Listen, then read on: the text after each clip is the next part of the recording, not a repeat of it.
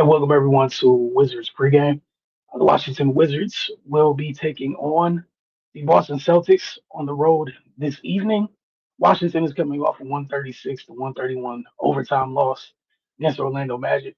If you missed Wizards Outlook from that game, feel free to head over to our channel, uh, Roku, television, or device, same as Amazon, uh, Fire TV. You guys can find the channels there. And Adam, Cardone Ray broke down that loss. They had quite a bit to say about that one. The loss of the Magic means that Washington's losing streak has now reached double digits. They have now lost 10 games in a row. Boston, on the other hand, they're coming off back-to-back losses to the Spurs and the Thunder. They're still atop the Atlantic standings at 43 and 23, which leaves them second in the East, just 5 games behind the conference leading Detroit Pistons and 1 game up over the third place New York Knicks. Tonight's injury report: the Wizards will be without Anthony Davis, Keyshawn George, D'Angelo Russell, and Cam Whitmore. Boston will be missing Nikola Vucevic. In terms of the season series, Boston heads into their final meeting tonight up 2-0. Jalen Brown has been huge for the Celtics all season. He's averaging 28.4 points per game, 7 rebounds, 5 assists, and a steal.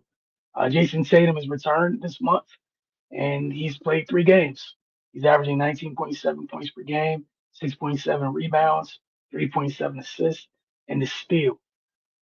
Obviously, Tatum's still trying to get his legs back underneath him, but it's, like I'm sure Boston's ecstatic to have him back. They head down the stretch here and get ready for the playoffs. But over the course of this season, we've seen the Celtics just grow stronger. We never knew if Tatum was truly going to return this year or if he was going to be out for the whole year. That said, they still took care of business. They did so via trades with a couple players. We saw them trade for Anthony Simons, and later on they went and got Nikola Vucevic, who's out tonight, but they got a very quick return on that investment.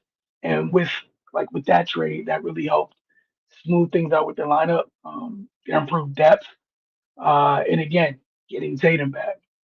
But they've been, Boston's been right near the top of the East all year long. So it's getting Tatum back is kind of just a cherry on top of all the hard work that they've put in the season. Before we get to keys of the game, just a couple more things on Boston. The Celtics give up the lowest amount of points per game at this point in the season at 107.1, is nearly beating out OKC at 107.8. Opponents shoot just 44.1% from the floor, but teams are shooting 35.9 or 36% from deep. The Celtics are also one of the better teams in the league at playing defense without fouling. Teams averages 21.4 attempts a game from the line, good enough for third in the league. The middle of the pack, as far as offensive end goes, but they take a ton of threes. Um, to that extent, 42.5 a contest.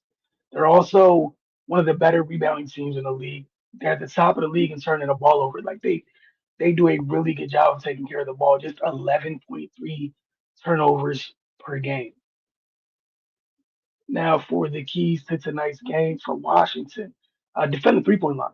They are going to get a high. They being Boston are going to get a very high number of attempts up, and that's something we saw hurt the Wizards in the previous 2 meetings. Boston shot 16 of 41 in their first game from three, and 20 of 47 in their second game, taking care of the ball. Washington, they turned it over 19 times in their first matchup with the Celtics and 18 in the second one. That literally fuels Celtics offense. As I mentioned, kind of middle of the pack. The high amount of threes that they put up, and if they shoot a decent average, that plays a big role in their offense. But if you're turning the ball over and getting them easy runouts and things of that nature, that certainly helps those numbers go up. Lastly, just come out here and compete. No one wants to see anything remotely resembling the out in Miami.